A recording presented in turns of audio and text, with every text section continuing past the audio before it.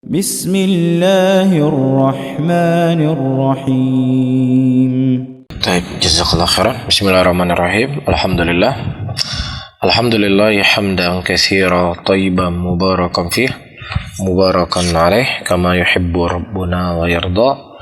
Wa usalli wa usallim ala nabiyyina al-karim Muhammadin wa ala alihi wa ashabihi wa man tabi'ahum bi ihsanin ila yaumiddin. Saudara-saudaraku kaum muslimin dan kaum muslimat, sahabat pendengar radio Siar Tit Aceh 96,1 FM dan juga radio yang ada di Kota Langsa Al-Kans dan radio As-Sunnah yang ada di Kota Takengon. Alhamdulillah, pada pagi hari ini kami bisa kembali menyapa para sahabat semuanya dari ruang dengar kami di studio Siar Tauhid Merduati, Banda Aceh. Dan sebagaimana yang telah disampaikan pada kajian pagi menjelang siang hari ini, kita akan melanjutkan kembali pembahasan yang telah kita bahas pada pertemuan yang lalu, pijakan-pijakan yang mana seseorang membangun rumah tangganya. Ya, pada pertemuan yang lalu kita sudah membahas tentang poin terpenting di dalam berumah tangga. Harus ada kesabaran dari pihak laki-laki dan juga dari pihak suami, karena dia akan melihat beraneka ragam kekurangan dari pasangannya dengan berjalan waktu umur pernikahannya. Dan tidaklah banyak terjadi perceraian di dalam rumah tangga dikarenakan mereka tidak berpijak di atas pijakan ini. Ya, untuk bersabar segala kekurangan yang dimiliki oleh pasangannya. Dan ini semuanya sudah kita bahas secara umum ya pada pertemuan yang lalu. Adapun di pagi menjelang siang hari ini kita bahas pembahasan selanjutnya, yaitu di antara pijakan-pijakan yang perlu untuk diketahui di dalam berumah tangga. Anna min lawazimil mu'asyirah bil ma'ruf baina az-zawjain ayu'addi kullu wahidin minhuma lil akhar ma lahu alaihi min huquqi duni matalin aw tabarrum wa karahah. Dari hal-hal yang perlu untuk diketahui dalam hubungan suami istri, di mana masing-masing di antara pasangan tersebut harus menunaikan kewajibannya masing-masing, tidak melambatkan ya, atau tidaklah melakukannya dalam keadaan benci, dalam keadaan tidak suka. Ya, si istri melayani suaminya di ranjang, ya dia layani, tapi dia wajahnya tidak nampak ceria. Ya, hanya selepas ya sudahlah, ente buat-buatlah, tapi nggak ada kebahagiaan di situ. Atau misalnya pekerjaan-pekerjaan yang lainnya dari urusan rumah tangga, ya bersih rumah misalnya, cuci piring, mencuci baju, atau apa yang bisa dilakukan dari pekerjaan rumah, maka itu jangan diakhirkan. Karena ini merupakan kewajiban yang harus dilakukan oleh seorang istri. Dan dia melakukan itu dengan keridhaan, dia melakukan itu dengan kelapangan hatinya. Dan begitu juga si suami, yang mana kewajiban dia sebagai seorang suami adalah menafkahi istrinya apa yang dia mampu untuk nafkahi dengan cara yang ma'ruf. Maka ketika si istrinya membutuhkan sesuatu kebutuhan yang memang itu kebutuhan yang harus dia miliki, dan si suami memiliki kemampuan untuk memberikan ya kebutuhan tersebut, maka dia tidak boleh mengakhirkannya. Rasulullah SAW menyebutkan di dalam hadisnya, matul ghani zulmun. Hadis ini diriwayatkan oleh Al-Imam Al-Bukhari. Arti hadis ini adalah seseorang yang mereka memiliki kelapangan untuk membayar hutang, ya, ketika telah tiba waktunya, kemudian dia mengakhirkan hutangnya tersebut, maka ini adalah perbuatan yang zalim. Sehingga dari sisi mana pendalilan pembahasan yang kita sedang bahas ini? Ya, sisi pembahasan bahwasanya si istri dia punya kewajiban, yaitu hutangnya kepada suaminya. Si suami dia punya kewajiban yang itu hutang dia kepada istrinya. Maka ketika dia mengakhirkan hak yang masing-masing tersebut, maka dia terkena dengan hadis ini. Disebutkan oleh Syekh, wa kadzalika law a'taha iyyahu walakin sahiba dzalik mannatan wa tabarrum fa innahu qad la yaslam min al-itsm.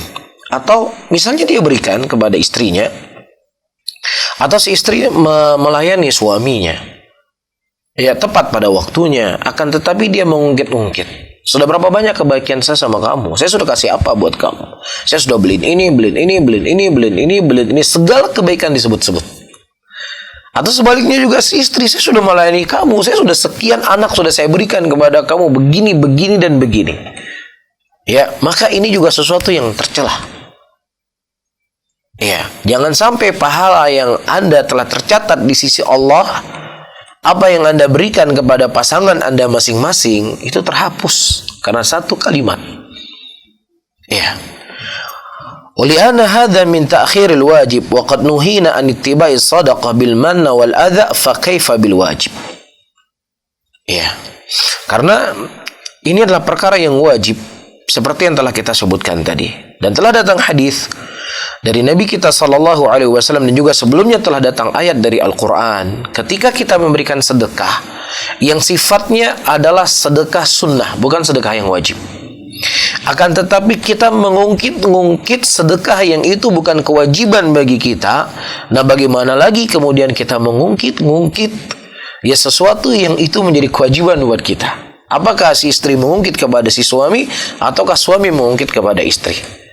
Dan Allah Subhanahu wa taala mengatakan dalam ayatnya, "Ya ayyuhalladzina amanu la tubtilu shadaqatikum bil manni wal adza." Wahai orang-orang yang beriman, janganlah engkau menghilangkan apa yang telah engkau sedekahkan dengan mengungkit atau dengan gangguan. Dia kasih uang, dia kasih sedekah, akan tetapi dengan celaan, dengan cacian, dengan hinaan dan seterusnya. Maka tidak ada faidah apa yang Anda berikan. Bahkan itu bisa berbuah dosa. Qaulun ma'rufun khairun min sadaqatin yatbi'uha adza, kata Allah. Ya, ucapan yang baik itu lebih utama dibandingkan sedekah yang diikuti dengan celaan dan cacian tadi.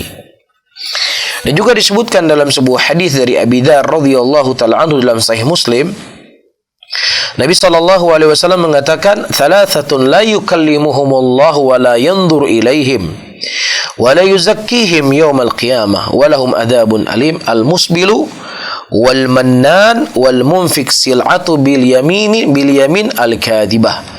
Ada 3 jenis manusia yang tidak akan pernah diajak bicara oleh Allah Subhanahu wa taala dan tidak dilihat kepada mereka, dan mereka tidak akan pernah disucikan kelak di yaumul qiyamah. Dan bagi mereka adalah azab yang pedih. Di antaranya kata Nabi sallallahu alaihi wasallam, al-musbilu, laki-laki yang memakai pakaian yang melebihi dari mata kaki. Apakah celananya, ataukah bajunya, ataukah sarungnya. Wal mannan, manan yaitu orang-orang yang mereka suka mengungkit-ungkit kebaikan yang dia telah berikan. Apakah itu sifatnya adalah perkara yang mustahab pemberian tersebut, maka tentunya pemberian yang sifatnya wajib dia ungkit lebih berdosa. Dan orang yang mereka menginfakkan hartanya dengan sumpah yang palsu. Taib. Wa kadzalika yahrumu 'ala zawja al-matal bihaqqi zawjiha. فَإِذَا أَمَرَهَا بِمَا يَجِبُ عَلَيْهِ لَمْ يَجُزْ لَهَا أَنْ تُؤَخِّرْ. Begitu juga haram bagi seorang istri untuk dia melambat-lambatkan kewajiban dia sebagai seorang istri untuk suaminya. Ketika suaminya memerintahkan apa yang itu merupakan kewajiban baginya, maka tidak boleh si istri mengakhirkan apa yang diminta oleh suaminya tersebut. Oleh karena itu, Nabi SAW melarang seorang istri menghalangi dirinya untuk melayani suaminya di tempat tidur tanpa ada uzur. Sebagaimana hadis yang datang dari Abu Hurairah radhiyallahu taala anhu, di mana Nabi sallallahu alaihi wasallam mengatakan, "Idza da'a ar-rajul imra'atahu ila firashihi falam ta'tihi fabata ghadban alaihi la'anathal malaikatu hatta tusbih."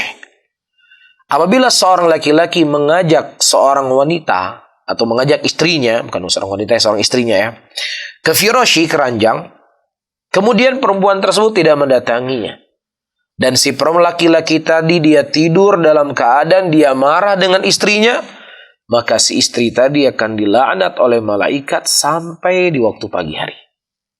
Ya, karena itu kewajiban seorang istri melayani suaminya. Ketika dia telah diwakilkan oleh walinya saya nikahkan kamu dengan putri saya dengan mas kawin sekian dan sekian, ya berarti Anda telah diikat ikatan antara Anda dengan Allah Subhanahu wa taala, yang mana dari ikatan tersebut mengharuskan bagi kaum wanita menjalankan kewajiban-kewajibannya kepada suaminya. Dan di antara bentuk kewajiban adalah apa yang dikhabarkan oleh Nabi SAW dalam hadisnya. Kalaupun memang manusia nggak ada yang mengetahui, si suami juga nggak cerita kemana-mana, tetapi zat yang ada di atas kita mengetahui apa yang dilakukan, maka tidak pantas. Jadi Rasulullah menyebutkan bab mendatangi firash, dan juga masuk di dalamnya apa saja yang itu merupakan kewajiban seorang istri kepada suaminya, tidak boleh diakhirkan. Baik, fayuhramu alaihi al-imtina kama yahrumu takrah fi badil wajib alaiha li zawjiha bi an tabdhal lahu ma yajibu lakin ma'al qarah wal abus wa adam al intalaqil wajh. Dan juga masuk di dalamnya walaupun dia melakukannya seperti apa yang saya sebutkan tadi, akan tapi wajahnya masam, dia murung, dia melakukannya dengan tidak senang, cuci piring dalam keadaan marah-marah, cuci baju dalam keadaan marah-marah, setrika baju bersih rumah juga begitu, ya memandikan anak, mengurusi anak juga dalam kondisi marah. Walaupun dia melakukan, maka ini juga dia berdosa, nggak boleh. Ya, nah kalau seandainya setiap suami mereka menjalankan kewajiban dia sebagai seorang suami untuk istrinya, maka begitu juga si istri menjalankan kewajibannya kepada suaminya, maka itulah akan menjadi sebab rukunnya dalam rumah tangga. Ini pijakan-pijakan yang harus untuk diketahui. Akan tetapi ketika satu di antara keduanya tidak menunaikan kewajiban, disitulah akan pincang. Dia akan berjalan dengan pincang. Nah, apalagi dua-duanya tidak menjalankan kewajiban. Ibaratnya seperti orang nggak punya kaki. Dia tidak akan bisa berjalan. Akan runtuh daripada rumah tangganya. Makanya, para hadirin dan hadirat rahimani wa rahimakumullah, di dalam kita dalam berumah tangga, itu tidak hanya memikirkan cuman sekitar 30 menit dan 1 jam saja. Apa maksudnya? Hanya memikirkan hanya hubungan badan saja. Yang itu mungkin 30 menit 1 jam. Iya. Nah, 23 jam lagi, itulah kehidupan dia dengan istrinya. Itulah kehidupan dia dengan suaminya. Iya, karena yang namanya ibadah adalah sebuah hal yang akan mengantarkan seseorang dalam surga. Iya, dan sesuatu yang mengantarkan seseorang dalam surga, kata Rasulullah, dikelilingi oleh sesuatu yang tidak enak-enak. Jadi jangan pernah orang berpikir rumah tangga itu hanya sebatas itu saja. Tapi di rumah tangga dia akan mendapatkan beraneka ragam masalah. Nah, disitulah dia harus siap menunaikan hak dan kewajibannya masing-masing. Akan tetapi kalau seandainya dia tidak sanggup untuk menunaikan hak dan kewajibannya masing-masing, ya maka persiapkan diri dulu baru setelahnya menikah. Apakah itu dari pihak laki-laki ataukah itu dari pihak wanita? Faham di sini ya? Taib. Jadi saya sebutkan contoh. Ada seseorang dia belum punya penghasilan apapun. Taib. Kita menyebutkan tidak ada masalah seseorang untuk menikah ketika dia tidak punya penghasilan apapun. Seperti ada seorang sahabat dinikahkan oleh Nabi SAW. Cuma yang perlu untuk kita perhatikan juga di sini para hadirin dan hadirat, apakah hati kita seperti hati sahabat Rasulullah SAW yang keyakinannya itu penuh kepada Allah? Itu yang pertama yang harus kita ketahui. Jangan sampai kita menjadikan contoh mereka tapi hatinya nggak seperti mereka, nggak yakin. Ya, akhirnya setelah terjadi pernikahan berkeluh kesah. Ya, si istri tadi takut, khawatir nanti nggak ada lagi laki-laki yang menikahi dia. Ya sudah, pokoknya soyang jak terima cuma dong. Atau si istri, si suami, wah kan nikah itu menjadi sebab rezeki. Ya betul, menikah itu menjadi sebab rezeki. Tetapi bersamaan dengan itu, Anda juga harus menjalankan sebab-sebab. Di antara sebab yang paling terbesar yang Anda harus lakukan, keyakinan itu Anda kepada Allah. Dan keyakinan itu akan berkurang semakin jauh Anda dari Allah. Akan berkurang. Akan tetapi ketika itu Anda semakin dekat dengan Allah, maka keyakinan itu semakin bertambah. Sehingga seberat apapun beban yang Anda hadapi dalam rumah tangga Anda dengan segala kekurangan, itu akan mudah untuk Anda hadapi. Akan tetapi ketika Anda sudah berumah tangga, ternyata permasalahan terjadi. Kemudian Anda tidak siap di situ. Iya, ketika Anda tidak siap, Anda mulai stres, Anda mulai galau, dan Anda mulai meninggalkan Allah. Anda mulai meninggalkan ketaatan. Maka di situ akan ada permasalahan yang akan semakin besar terjadi. Jadi sangat berbahaya. Makanya para sahabat Nabi, ketika mereka tidak punya apa-apa, tapi hati mereka itu terus dekat dengan Allah.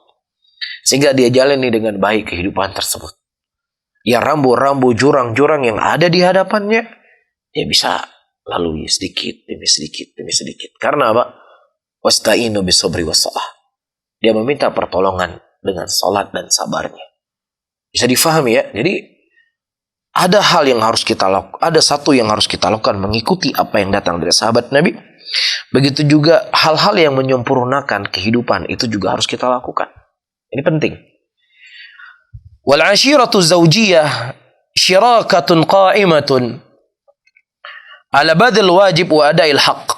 Sehingga hubungan suami istri bersatu di situ, ya, di antara kewajiban dan juga menunaikan hak. Amma idza talaba ahadu zawjan bima lahu 'alal akhar wa amtana ma adama 'alaih fahuna yahsul khalal. Maka ketika seorang laki-laki tidak menunaikan kewajibannya atau si perempuan tidak menunaikan kewajibannya, maka disitulah kita akan melihat akan terjadi keretakan dalam rumah tangganya. Wa ma ajmal ayyabdal muslim ma 'alaihi min wajib daw khalq qabla ayutalib bima lahu min haqqin.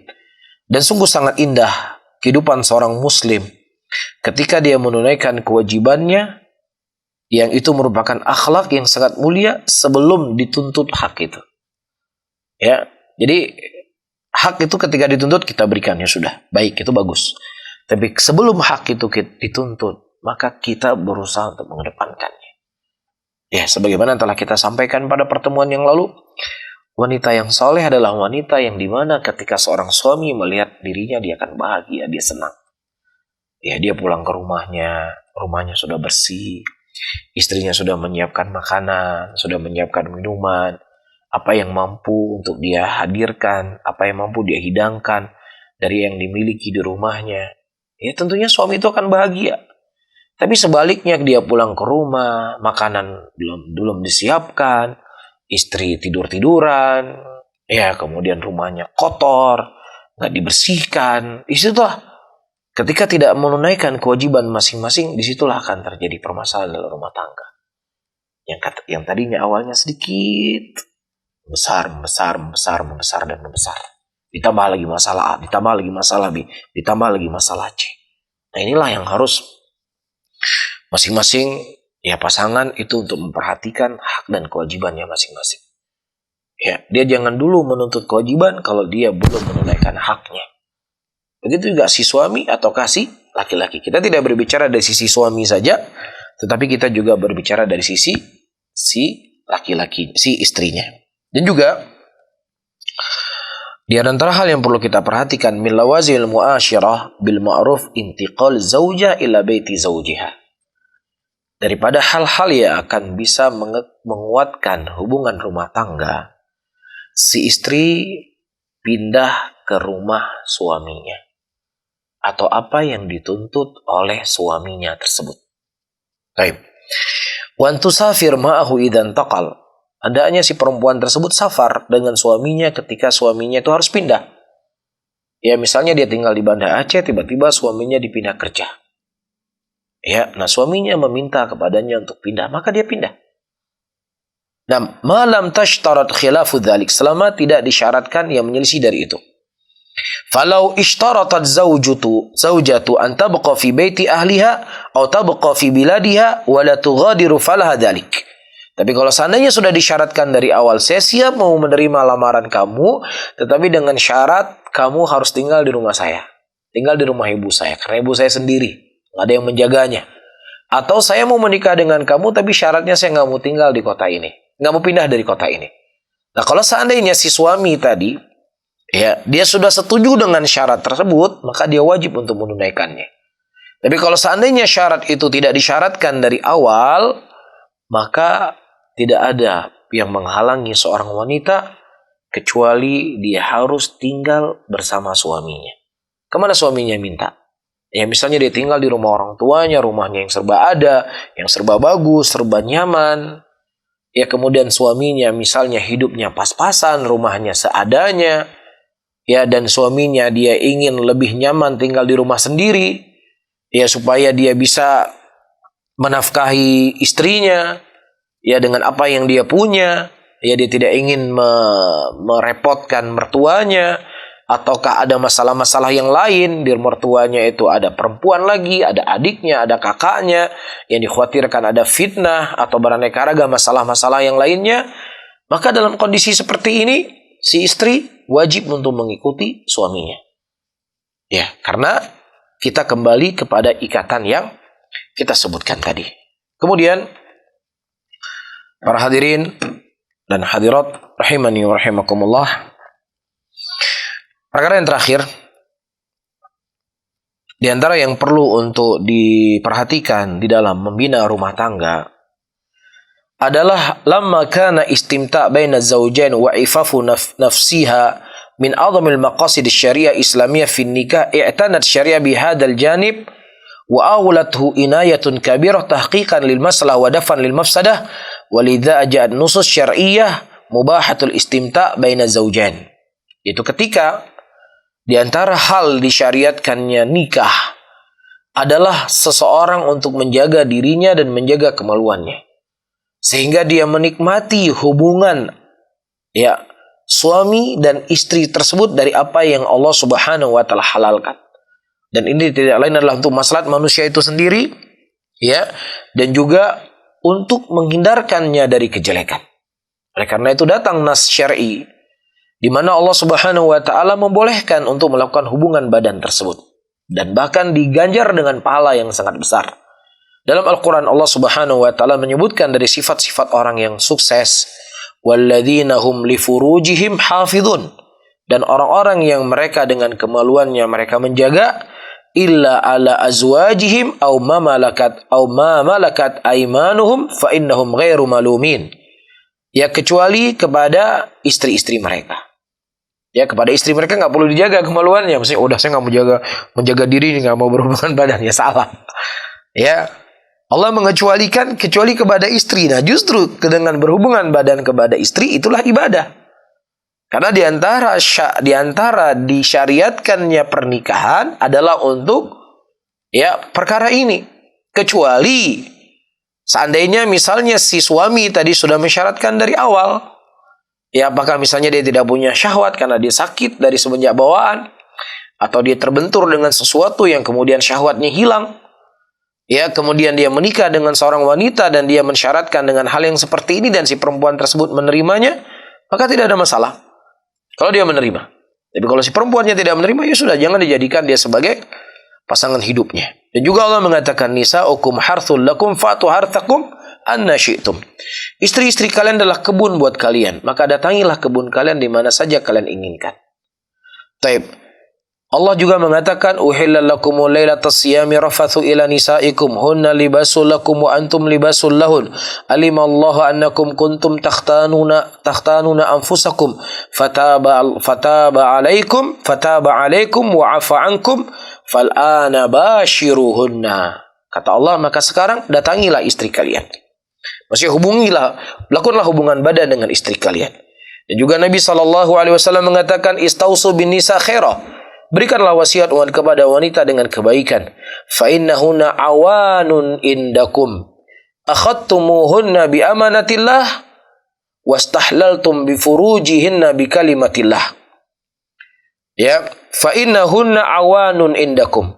Karena perempuan-perempuan tersebut ya itu akan terbina dengan adanya kalian. Dia akan terluruskan dengan bantuan kalian atau yang semisalnya. Dan kalian telah mengambil dia dari ibu, dari ayahnya, dari walinya dengan amanahnya Allah Subhanahu wa taala. Dan Anda telah menghalalkan kemaluan istri-istri kalian dengan kalimat yang suci datang dari Allah, dari ijab dan qabul tersebut. Tapi disebutkan oleh Al-Imam Ibnul Qayyim rahimahullahu taala, annal jima'a zawjan yahfadhu as-sihhah wa tatimu bil ladzah wa sururun nafs wa yasul bihi maqasid allati wudiya li ajliha min hifdhin nasl wal qada'il watar wa nailul ladzah wa tamattu bin ni'mah wa ghadul basar wa kafun nafs wa qudrah 'alal 'iffah 'anil haram. Kata Ibnul Qayyim, pada jima itu, pada hubungan badan itu, ia akan menjaga kesehatan. Ya. Dan juga dia akan menyempurnakan kelezatan hidupnya di dunia ini. Dia makan makanan yang dihalalkan oleh Allah, dia melakukan apa-apa yang dihalalkan oleh Allah, maka tidak akan sempurna kehidupan seseorang sampai dia merasakan kelezatan daripada hubungan suami istri tersebut. Taib. Wasurun nafs, senangnya jiwa, leganya hati. Ya, ketika dia melakukan badan dengan istrinya dengan cara yang halal, dia mulai dengan doa, ya, meminta perlindungan kepada Allah dari syaitan. Kemudian dia merasakan lezat dalam hubungan badan tersebut, dan kemudian dia merasa lega dadanya karena telah memberikan ya hak kewajiban dia kepada istrinya, dan istri juga telah melayani suaminya. Ada kebahagiaan, ada kesenangan di situ. Ya, dan tentunya itu sangat jauh sekali berbeda dengan orang yang merasakan kelezatan di dalam hubungan badan tetapi tidak disertai dengan pernikahan. Iya, subhanallah.